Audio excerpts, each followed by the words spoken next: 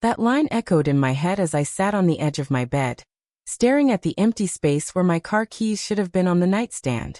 I rubbed my eyes, thinking maybe I had misplaced them in a sleepy haze, maybe they had fallen behind something, anything. But the truth was far stranger, far colder than my imagination could conjure. By noon, I would see my car being driven by someone I had never met, someone who had no right to touch it, let alone rent it out to strangers while I slept. I live in a modest 2-story house in a quiet neighborhood. Everything about it screams routine. The small red brick kitchen where I make my morning coffee, the faint smell of toast that lingers when I leave the house, the soft hum of traffic outside that reminds me I'm alive and safe. My cousin Lena had been staying with me for a few months, ever since her apartment lease ended unexpectedly. At first I didn't mind. She's family, and family is supposed to be trust, right? I thought of it as helping her, giving her a place to rest her head while she got back on her feet. Our relationship was easy, sometimes too easy.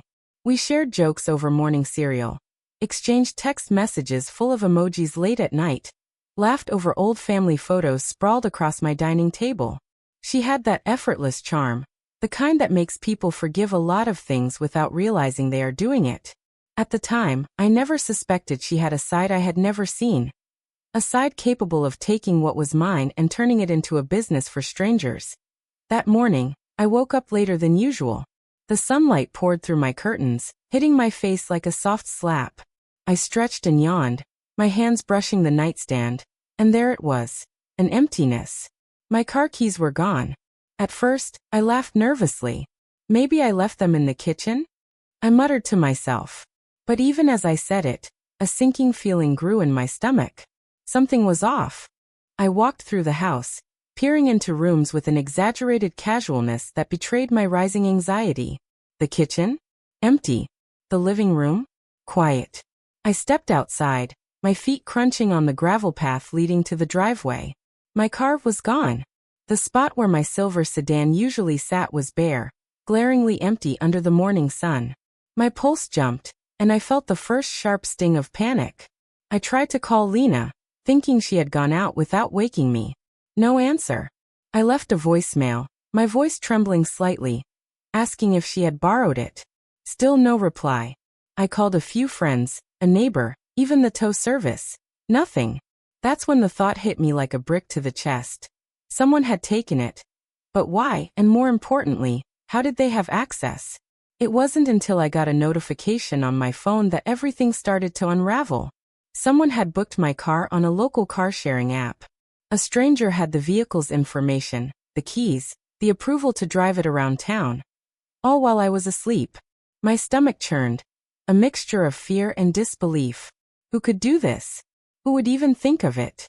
And then, slowly, the truth crept in. Lena. I tried to deny it at first. It couldn't be her. She's family. She's always laughing, always joking. She wouldn't steal from me. But the more I thought about it, the more little things came back to me. The whispered phone calls, the smirk when she mentioned needing extra cash, the way she lingered near the car every time she walked past it. At the time, I had brushed it off. I wanted to believe in her innocence. But now, the pieces fit together like shards of glass in my mind. I sat back on my front steps, hands gripping my knees, trying to breathe through the knot of anger and fear that was growing inside me. The neighbors walked by, oblivious, nodding politely, while I felt like the ground had disappeared beneath my feet. How could someone so close, someone I trusted so completely, betray me in a way that exposed not only my property but my sense of safety? By the time Lena returned home that afternoon, I was pacing the living room, my phone buzzing with updates about the car's location. She walked in, her bag slung over one shoulder, humming a tune like everything was perfectly normal. And for a moment, I envied her ability to act untouched, to carry on as if nothing had happened. We need to talk, I managed, my voice barely above a whisper, though sharp enough to cut through the air between us. She froze just slightly, and I caught the flicker of something. Annoyance? Fear? Guilt? I couldn't tell yet. About what? She asked, tilting her head, smiling faintly. My car. Someone has it. Right now, I said. Someone I don't know is driving it around. Do you know anything about this? Lena laughed softly, brushing her hair behind her ear. Oh, that. I didn't think it was a big deal. I just needed some extra money, you know? Every word she said felt like a punch to the gut. The casualness of it. The absence of remorse. My hands shook, a mixture of rage and disbelief making me feel weak all over. I wanted to scream. I wanted to cry. I wanted to understand why. But mostly, I wanted my car back. And I wanted to understand how someone I considered family could cross this line without a second thought. The hours that followed were a blur of calls, tracking apps, and frantic messages. I reached out to the strangers who had rented the car, explaining they had the wrong vehicle, pleading with them to return it. But every minute felt heavier, as if each second the car remained in someone else's hands was a betrayal layered on top of betrayal. And that was the moment, sitting in my empty driveway, heart pounding, staring at the phone screen, when I realized this wasn't just about a car.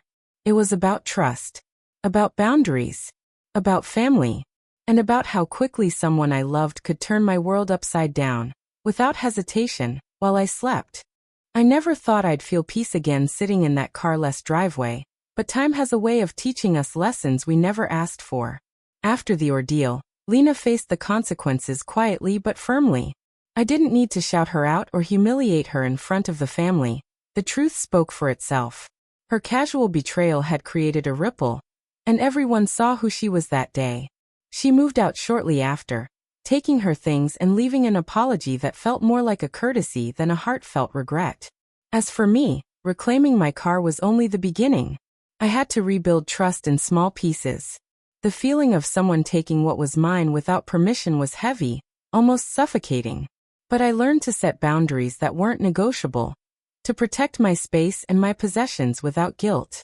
I installed extra security on the car, changed passwords, and reminded myself that being kind didn't mean being blind. There were days I replayed the incident over and over in my mind, wondering why someone I cared about could act so thoughtlessly. But I realized that holding on to anger was like drinking poison. It hurt me more than anyone else. Slowly, I found myself forgiving Lena, not for her sake, but for mine. Forgiveness didn't erase what happened, but it released me from the constant tension of resentment. Life returned to a new rhythm. My mornings smelled of freshly brewed coffee again.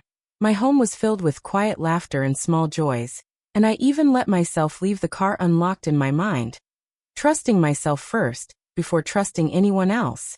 Friends who had offered support during those frantic days became my pillars, reminding me that family isn't just by blood. It's by those who honor and respect you. I also found that telling my story mattered. Sharing what happened, speaking the truth about betrayal and deception, was a way to reclaim my voice. When people listened, I could see themselves in my experience. Maybe they had been deceived too, maybe they had lost trust in someone close. And in that reflection, we all found a quiet solidarity. Pain is universal, but so is resilience. The final lesson, I think, is this. Life will challenge us with people who betray trust, sometimes in ways so small they seem trivial, sometimes in ways so large they shake us to our core. But our strength lies not in controlling others, but in how we respond, with dignity, with clarity, and eventually with forgiveness. Now, when I step outside and see my car gleaming in the driveway, I smile a little. Not because I'm naive about the world, but because I know I survived the betrayal. I didn't let it define me. I didn't let it break me. And in that survival, I discovered something greater.